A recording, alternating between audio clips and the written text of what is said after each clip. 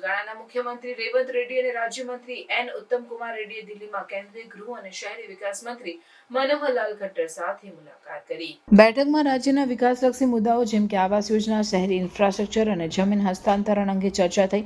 મુખ્યમંત્રીએ 2024-25 માટે BLC model હેઠળ 2.70 લાખ ઘરો મંજૂર કરવાની વિનંતી કરી. મુખ્યમંત્રીએ જણાવ્યું કે રાજ્ય સરકાર ગરીબો માટે 25 લાખ ઘરો બનાવવાનું આયોજન કરી રહી છે, જેમાંથી 15 લાખ ઘરો શહેરી વિસ્તારોમાં આવશે. તેમણે PMAY યોજના હેઠળ બાકી રહેલા ફંડ રિલીઝ કરવા અને સ્માર્ટ સિટી મિશનની સમયમર્યાદા જૂન 2025 સુધી લંબાવવાની માંગ કરી. મુખ્યમંત્રી અમૃત 2.0 હેઠળ હૈદરાબાદના કોમ્પ્રિહેન્સિવ સ્યુઅરેજ માસ્ટર પ્લાનને સામેલ કરવાની વિનંતી કરી. તેમણે જૂના નિકાસ સિસ્ટમને અપગ્રેડ કરવા માટે 17,212 કરોડના ખર્ચે 7,444 કિલોમીટર નેટવર્ક માટે સહાય માંગેલી. ઉપરાંત મૂસી નદીના પ્રદૂષણને અટકાવવા માટે 4,000 કરોડના નવા ટ્રીટમેન્ટ પ્લાન્ટ માટે પણ વિનંતી કરી.